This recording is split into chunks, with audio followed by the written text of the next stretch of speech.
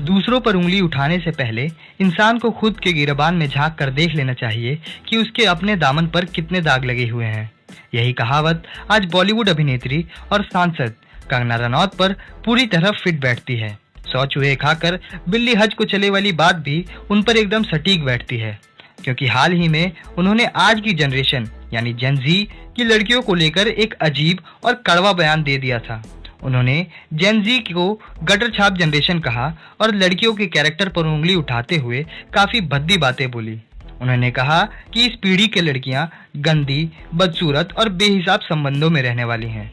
लेकिन यह अभद्र टिप्पणी करने के बाद कंगना खुद ही बुरी तरह फंस गई हैं और अब पूरे देश में उनके खिलाफ भारी गुस्सा और विरोध देखने को मिल रहा है। सोशल मीडिया से लेकर हर जगह कंगना रनौत पूरी तरह एक्सपोज हो चुकी हैं। लोग कह रहे हैं कि दूसरों के चरित्र पर उंगली उठाने वाली कंगना खुद अपनी जवानी के दिनों में क्या क्या कारनामे कर चुकी है, उसे खुद एक बार याद कर लेना चाहिए।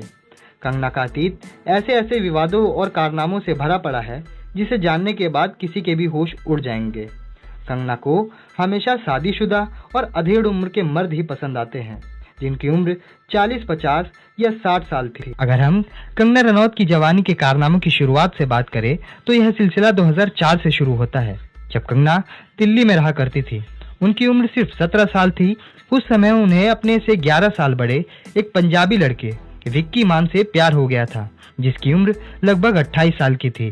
कंगना ने खुद एक इंटरव्यू में यह बात कबूल की थी कि वह लड़का उनकी अपनी सहेली का बॉयफ्रेंड था।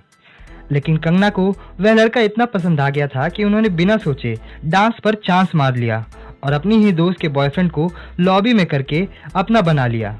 इस बात से साफ पता चलता है कि कंगना की सोच और उनका कैरेक्टर 2004 से ही कैसा रहा है और वह दूसरों के रिश्ते की परवाह किए बिना अपने फायदे और पसंद के हिसाब से फैसले लेती आई हैं। इसके बाद 2005 से 2008 के बीच कंगना रनौत की जिंदगी में जो सबसे बड़ा और विवादित मोड़ आया वह था बॉलीवुड के जाने माने एक्टर आदित्य पंचोली के साथ उनका रिलेशनशिप।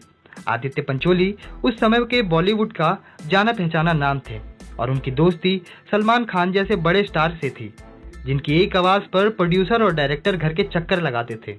उस वक्त कंगना की उम्र सिर्फ 18 या 19 साल की थी, जबकि आदित्य पंचोली की उम्र 40 साल की थी और वह न सिर्फ शादीशुदा थे बल्कि उनके बीवी बच्चे भी थे। लेकिन कंगना ने बॉलीवुड में अपने करियर को आगे बढ़ाने के लिए और सलमान खान के जरिए काम पाने के लिए आदित्य पंचोली के साथ रिलेशनशिप को आगे बढ़ाया। आदित्य उनके प्यार में इतना पागल हो चुके थे कि उन्होंने अपनी बीवी और बच्चों को छोड़कर कंगना के साथ दूसरे फ्लैट में रहना शुरू कर दिया। आदित्य पंचोली कंगना को हर बड़े डायरेक्टर, प्रोड्यूसर से मिलवाते थे और उन्हें प्रमोट करते थे। लेकिन जैसे ही कंगना को बॉलीवुड में पहचान मिल गई और उनका मतलब पूरी तरह से निकल गया तो उन्होंने आदित्य पंचोली को छोड़ दिया और उल्टे उन्हीं पर मारपीट व शारीरिक शोषण के गंभीर आरोप लगा दिए। कंगना की जवानी का सिलसिला यहीं खत्म नहीं हुआ। आदित्य पंचोली के बाद साल 2008 से 2009 के बीच फिल्म राज 2 के एक गाने की शूटिंग के दौरान उनकी मुलाकात प्रसिद्ध टीवी एक्टर शेखर सुमन के बेटे अध्ययन सुमन से हुई। दोनों एक दूसरे के करीब आए और अफेयर शुरू हुआ। लेकिन डिनर डेट के दौरान आदित्य पंचोली के टॉपिक को लेकर दोनों के बीच भारी विवाद हुआ, जिसके बाद कंगना बिना बताए घर चली आईं। अगले दिन जब अध्ययन सुमन फूलों का गुलदस्ता लेकर माफी मांगने पहुंचे तो कंगना ने उन्हें दफा हो जाने के लिए कह दिया। इस ब्रेकअप के बाद अध्ययन सुमन ने मीडिया में आकर कंगना के खिलाफ कई चौंकाने वाले बयान दिए। अध्ययन ने बताया कि कंगना उनके साथ मारपीट करती थी और उन्हें नशीली दवाइयां लेने के लिए मजबूर करती थी और सबसे चौंकाने वाली बात यह थी कि कंगना उन पर और उनके परिवार पर काला जादू यानी ब्लैक मैजिक करती थी। अध्ययन सुमन के बाद 2009 से 2013 के बीच खबरें सामने आई कि कंगना रनौत अलग अलग 3 शख्सियत के साथ रिलेशनशिप में थीं, जिनकी उम्र 40, 50 और 60 साल तक बताई जा रही है। इस दौरान वह उस समय के बड़े स्टार अजय देवगन के संपर्क में आई और दोनों का अफेयर चलने लगा। मीडिया रिपोर्ट्स और स्टारडस्ट मैगजीन के आर्टिकल के मुताबिक कंगना अजय देवगन पर दबाव बना रही थी कि वह अपनी पत्नी काजोल को छोड़ दें। यहाँ तक कि कंगना ने अजय देवगन से कहा कि अगर उन्होंने काजोल को नहीं छोड़ा तो वह अपने हाथ की नस काट लेंगी। इसके बाद अजय देवगन ने मीडिया को पैसे देकर इस खबर को आगे बढ़ने से रुकवाया ताकि उनकी शादीशुदा जिंदगी बर्बाद ना हो।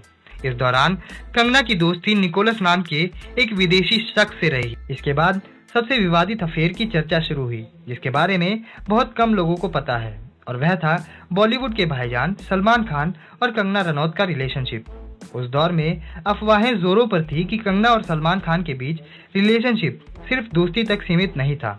दावा किया गया कि इस नज़दीकी की वजह से कंगना को सलमान खान के साथ एक अनटाइटल फिल्म में रोल मिला और कटरीना कैफ की जगह कंगना को कास्ट करने की बातें हुई।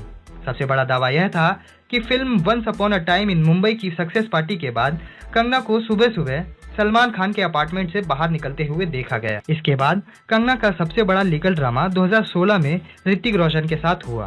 कंगना ने आपकी अदालत जैसे टीवी शो में ऋतिक रोशन के खिलाफ बयान दिए, जिसके बाद ऋतिक रोशन ने कंगना को लीगल नोटिस भेज दिया। ऋतिक ने उन पर पीछा करने, उत्पीड़न करने और झूठा दावा फैलाने का आरोप लगाया। ऋतिक ने जांच एजेंसीज को अपना फोन, ट्रैवल रिकॉर्ड और सारे सबूत सौंपे, जबकि कंगना ने 7 साल के कथित रिलेशनशिप और पेरिस में हुई एंगेजमेंट का कोई भी ठोस सबूत कोर्ट में पेश नहीं कर पाई। साइबर जांच के ईमेल से खुलासा हुआ कि कंगना खुद ऋतिक से रिलेशनशिप शुरू करने की कोशिश कर रही थी और उन्हें धमकियां दे रही थी। बॉलीवुड के इन तमाम विवादों के अलावा कंगना का नाम फिल्म जगत के कई नामचीन डायरेक्टर्स और प्रोड्यूसर के साथ काम पाने के चक्कर में जुड़ता रहा। इंडस्ट्री के अंदरूनी सूत्रों का हमेशा से यह कहना रहा है कि कंगना जब भी किसी नई फिल्म में काम करती हैं तो वह उसके फिल्म के डायरेक्टर या मेकर के बहुत करीब जाने की कोशिश करती हैं ताकि उनका रोल फिल्म में बड़ा किया जा सके।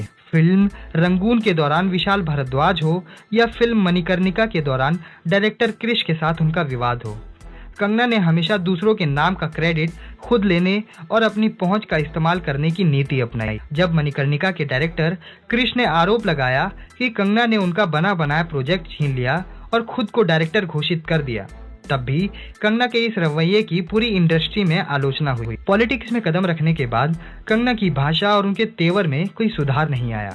एमपी बनने के बाद यह उम्मीद की जा रही थी कि वह जनता के मुद्दे, महिलाओं के सशक्तिकरण और युवाओं के भविष्य के लिए काम करेंगी, लेकिन इसके उलट वह हर दूसरे दिन किसी न किसी पर अभद्र टिप्पणी करती नजर आती हैं।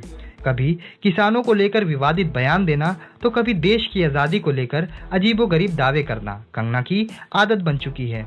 अब जेनजी की युवा लड़कियों के कैरेक्टर पर सवाल उठाकर उन्होंने यह साबित कर दिया कि वह केवल सुर्खियों में बने रहने के लिए किसी भी हद तक गिर सकती हैं और किसी के भी सम्मान को ठेस पहुंचा सकती हैं। इन सारे अफेयर्स, विवादों और कारनामों को ध्यान से देखा जाए तो कंगना रनौत की पूरी सच्चाई साफ हो जाती है, जिन्होंने अपनी जवानी में अपने दोस्त का बॉयफ्रेंड छीना, शादीशुदा लोगों के घर तोड़े और दूसरों पर काला जादू करने के आरोप तक झेले, कोर्ट में झूठी भी साबित हुई।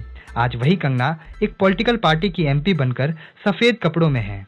आज नई पीढ़ी यानी जेनजी लड़कियों को कैरेक्टर का पाठ पढ़ा रही है, लेकिन देश की जनता और मीडिया अब उनके दोहरे कैरेक्टर को अच्छी तरह समझ चुकी है। कंगना की इस बयानबाजी के बाद उनकी जवानी के सारे काले चिट्ठे एक एक करके बाहर आ चुके हैं और लोग यही कह रहे हैं कि दूसरों के गिरबान में झांकने से पहले कंगना को अपना खुद का अतीत देख लेना चाहिए था। इतना ही नहीं, अगर कंगना रनौत के सामाजिक और पॉलिटिकल रुख को देखा जाए तो उन्होंने समय समय पर अपनी निजी पॉलिटिकल फायदे के लिए कई तरह के पैतरे आजमाए। जब बॉलीवुड में थी तब उन्होंने नेपोटिज्म का मुद्दा उठाकर खुद को पीड़ित के रूप में पेश किया और जनता की सहानुभूति हासिल करी, लेकिन जैसे ही उन्होंने सत्ता की पॉलिटिक्स में कदम रखा, उनका रवैया आम जनता और युवाओं के प्रति पूरी तरह बदल गया।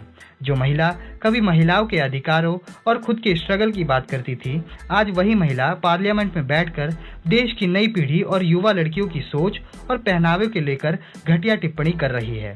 उनका रवैया साफ दर्शाता है कि वह केवल पॉलिटिक्स की दुकान चमकाने और मीडिया में बने रहने के लिए किसी भी हद तक गिर सकती हैं, चाहे उसके लिए उन्हें किसी का भी अपमान करना क्यों ना पड़े। अब कंगना रनौत का दोहरा कैरेक्टर और उनकी जवानी के सारे कारनामे पूरी तरह से जनता के सामने आ चुके हैं और देश के लोग यह समझ चुके हैं कि दूसरों के नैतिक कैरेक्टर पर सवाल उठाने वाली ये एक्ट्रेस का अतीत कैसा रहा है।